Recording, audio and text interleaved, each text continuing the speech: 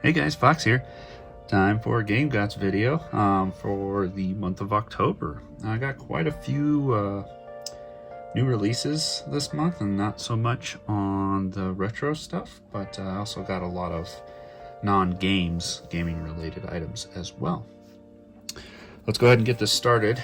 Mine arrived quite a bit late, but Nintendo did inform me that mine was going to arrive late. I don't know why, but here it is, and I did get it. So it is the collector's edition, or special edition rather, for Xenoblade Chronicles 3. Really nice cover. This one looks really good. This is going to stack up really well next to Xenoblade 2 special edition as well. Haven't bothered to open it yet. Here's the back art. Nice glossy and filmy look on there. But I guess I can tear into it here real quick to show you what's inside. It's mostly art book. So we got this art book, each of the Ouroboros there. Very cool. And then the characters on the back. Excellent game. Really enjoyed it. Had a lot of fun with it. Not my favorite Xenoblade game. It's actually probably, out of the three, it's my least favorite, but don't think of it as that as a bad thing, because it's really good still. That just, I think, speaks volumes to how good all these Xenoblade Chronicle games are. And then we have the Steelbook, which they wrapped, which is nice. Which is the front cover work, this is a gorgeous little Steelbook. Very happy to have it. And honestly, I love Steelbooks, so this really makes it worth it. Art books are great too, but Steelbooks are where it's at for me. Okay. Let's get some of these small retro releases out of the way. For the Game Gear, picked up The Adventures of Batman and Robin. I love the Genesis version of this game, and I believe this one plays exactly the same. So I picked up Spider-Man. No idea how this one is. Usually when I find cheap Game Gear games, and I'm talking less than $10, I tend to pick them up. I have over half of the collection, so and it's just a cheap system to collect for, and you know, a lot of the games are actually pretty good, especially if you have like something like an analog pocket to play these games on a really good screen. It's a good time. And last Game Gear game here is Star Trek Generations: Beyond the Nexus. All right, and one Vita game. You know, ever since I got on the kick of collecting working design stuff, I also looked into some of the Gaijin Works games that I don't have, which, for those of you who don't know, Gaijin Works is the company that Victor Ireland created after Working Designs folded. So it hasn't been very active, to be honest with you. And I don't think they've released anything within the last probably 4 or 5 years, somewhere around there. Correct me if I'm wrong. Anyway, on the Vita, picked up Summon Night 6, Lost Borders. He did Summon Night 5 as well on the PSP. I don't have that. I'm looking into getting it, but it's not as high priority as me finding some of those Working Designs titles I want. But, of course, he'll include a manual. It's not going to be a Victor Island company if it at least has a manual. So, yeah, this one probably had a kind of a special edition release. I'm not 100% sure on it. I know Summon Night 5 did. But I got this fairly cheap, and for me, it's, at the very least, I still want to have the complete in-box game. Alright, modern releases, lots of Switch stuff. Let's get going. From Limited Run, we have Dawn of the Monsters. This is, I believe, a brawler from Way Forward. or it could be a head-to-head fighter. I forgot. Usually if it says Way Forward on it, I usually want to pick it up. So I went ahead and got that. This one was really interesting that limited run released, and it's called Other Side. I'm really intrigued by this, and I may play this one sooner than later. But this one is a strategy or tactical style RPG. But these graphics look pretty cool. I'm very interested to see how this plays and how well folks like it. So I might play this one soon. Got, of course, Persona 5 Royal Switch Steelbook. I ordered the, whatever they called, the final, special edition for the game from Atlas, and they sent me the Steelbook only, just like Nintendo, and I'll get the rest of the stuff later. So that seems to be the new thing that people like to do. So I guess they can take their time assembling the collector's editions that way and not have to delay the releases. Another limited run release, and that's the Valis, the Phantasm Soldier Collection. I've only played one Valis game, and that was a long time ago on the Genesis. But I always wanted to play more of them, and now they're doing these collections. And Limited Run also just recently finished the pre-order period for the second collection. And I can't remember if I bought it or not. I kind of hope I did, but if I didn't, that's all right. But yeah, this one includes Valis 1, 2, and 3. Also, on the Switch, I did pick up a copy of Trails from Zero. I am nearly done with this game. It's taken me forever, yes, but October ended up being an extremely busy month for me, which is a really bad time for me to get a review code. But I'm going to hold up to it. I'm going to throw up a review of this, and of course, thinking I asked for sending me a code. But naturally, of course, I'm going to buy physical copies of the game anyway, so it's not like they really lost out on much from me. This one is a special reserve release, and a game I really wanted to try because I've heard this is probably over a year ago, but a bunch of guys on some podcasts were really loving this game, and I think even one of them named it Game of the Year. Was it last year or the year before? I don't know. Anyway, it's Loop Hero. It looks really cool. It's a Devolver game. Pixelated look to it, but I guess it's some kind of roguelite, kind of like a explorer dungeon tile game. I forgot.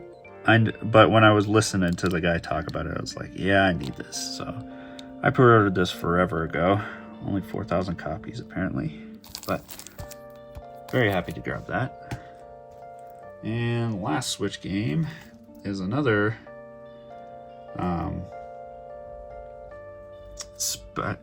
one of those companies like Limited Run or Special Reserve, all those guys. This one came from VGNY Soft. Was that Video Games New York? This one looked really cool. So it's a side-scrolling shooter, and it's Earth Atlantis. Love this color. They really did a cool job with this artwork. So it's like a submarine center shooter, like In the Hunt, but it's got this like monochrome artwork look to the game. This one was only held to 4,000 copies as well, and apparently this is VGNY Soft's first published game for them. Very cool. And this is a nice game. I could pop this in the Switch and play it for like 30 minutes and be happy. So that's the great thing about those shooters. Alright, let's move on to PS5 releases. No surprise. Persona 5 Royal Steelbook. Gotta have me these Steelbook releases. I kind of kick myself though a little bit for spending so much money on games that I already have and own on various systems, but I have a problem, especially when it comes to some of my favorite games of all time. I want to have all the releases and stuff like that. It's that collector mentality of mine, but This is a fantastic game. All of you probably already know that. Alright, actually 3 limited run releases. Yeah, this month was heavy on limited run finally releasing a bunch of games that I pre-ordered. So we have Shantae and the Pirate's Curse. Probably my favorite Shantae game. I may play this one again. I like this one a lot.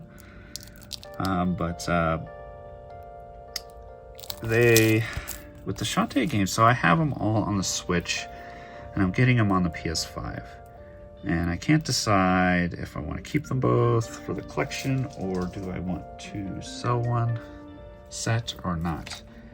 Now on the Switch, I believe it might be Pirate's Curse. I forgot which one. One of them's worth a hell of a lot of money. I'm not sure why, but it is. It might have been one of the releases before they did open pre-order periods at limited run. Maybe it was an early one. I don't know. Anyway, and another Shantae, which is And the Seven Sirens. So the only one that hasn't been released yet, or put into production yet for the Shantaes on PS5 is the first one. So should be getting that shortly. That pre-order period closed a while ago. But Seven Sirens isn't bad. I've only played a little bit of this one. Not a lot. I do want to, maybe next spring or summer, I'll dive in and just play all through all of them. And lastly, the last game here for this Game Gods video is one that I really want to play, and I might play this like next after I finish Trails from Zero. And that's Arcade Paradise. And this one technically was done publishing through limited run, but they also teamed up with Amazon for this release. Limited run's been doing that with a few of their games, kind of like what they do with Best Buy. But this one's really cool. It's got a ton of arcade machines you can play. Soundtracks and stuff like that, but you pretty much run a retro arcade game. So it's a sim management game, but it's also a arcade compilation game. So really cool. I can't wait to just at least give this a shot. All right, non-video game stuff, but I got a couple of things regarding Divinity Original Sin 2. I bought them from Larian Studios. They have an online store, and I had no idea they did. So I went in there and perused around and got a couple things. Big thing that I really wanted was this God-Woken graphic novel. And this is pretty cool because each of the main characters in the game, it tells their story before Divinity Original Sin 2, the game starts. So you get to read about their backstories. But this has really good art. I've read one of the stories so far, and it was good. I can't wait to go through the other. So this one's with things like the Red Prince. So yeah, lots of good stuff. Nice hefty book there. And I don't know why, but it was cheap. I got these dice for Divinity. I use dice here and there for board games and whatnot, TCGs and stuff like that. So there's always a need for some dice here and there. So I'll add these to the collection.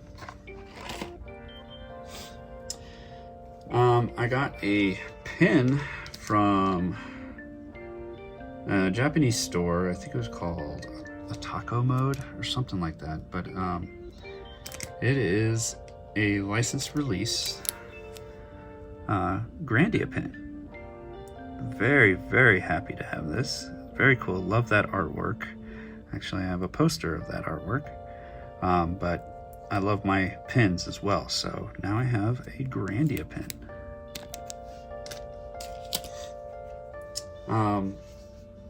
I got my Ren XL pin from Penbox. But when I received it in the mail and noticed that there's bubble wrap on the inside of this, I was like, what's going on here? So, let me go ahead and open this up, and I'll show you.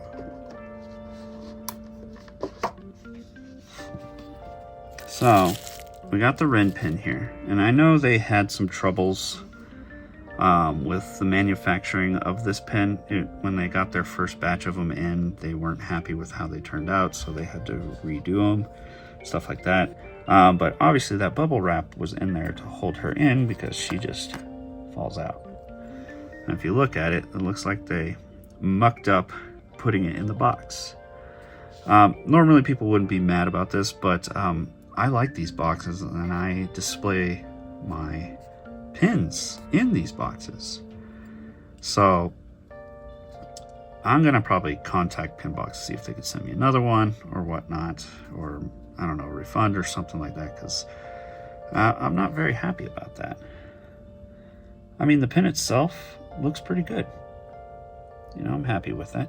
But there is some crap on the back of it. Normally I wouldn't care because nobody's really looking at the back of this, but I think that just adds some fuel to my cause here. So we'll see what happens with that. I'll contact them and see what they'll do. Yeah, whatever. I got another Persona 5 manga. This is book 9 with Futaba and Mona on the cover. So yeah, I keep picking these up as soon as they release. They don't release that often. I think we get maybe 3 a year. So, and they're not expensive. I think $8 or $9.